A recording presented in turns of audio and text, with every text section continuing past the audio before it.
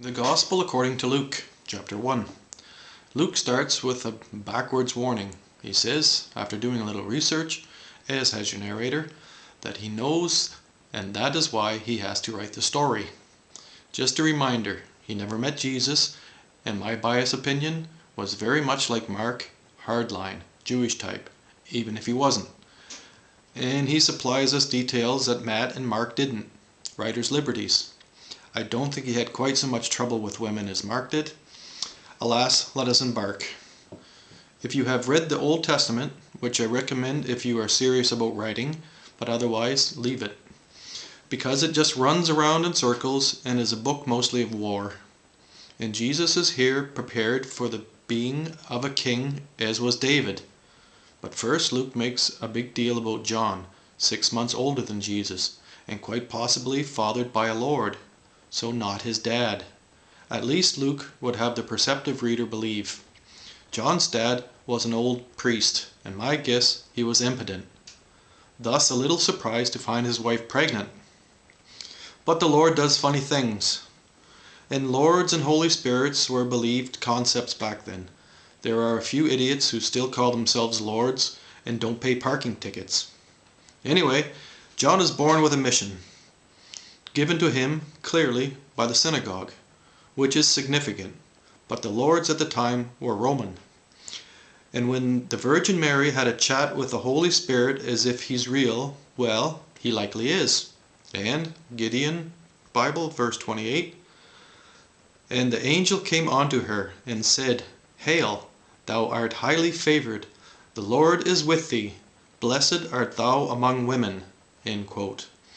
Mary likely didn't quite get the significance, but she would have when, I believe Herod, some lord forced his way into her womb with his man penis that shot off sperm.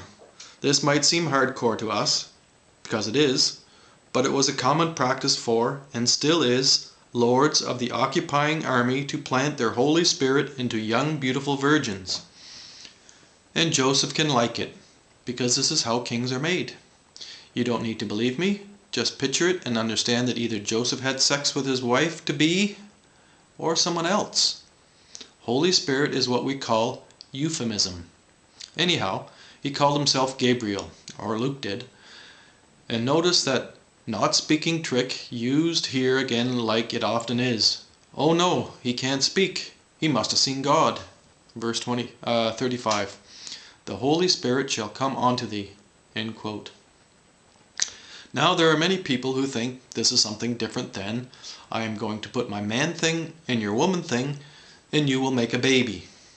Oh, now I see. So I just open up my legs to you because you are the Lord and have some Holy Spirit for me. Yes, my child. And if I don't want, it doesn't matter. The kid is going to be a king. Now open wide like a good girl. Here we have it. Elizabeth was the cousin of the famous virgin that had several children. And I think Margaret Atwood picked up on this bit. Verse 38. And Mary said, Behold the handmaid of the Lord, be it unto me according to thy word. And the angel departed from her. End quote. Okay. Lord is ruling class. Angel is better than. Or virginity. Innocence departed. The guy that raped me, my cousin and countless other women, went away to spread his seed. Like with King David, well no, King David was raised in the synagogue by priests to prepare for the murder of Saul and family and to take over as much of the world as possible. Here, and I'm convinced, the Jews had full intention to make Jesus into the king of the Jews. Maybe they changed their minds later. Snakes. Blah blah blah, God said to our fathers, we gotta rise up like last time when we were down. Standard dribble.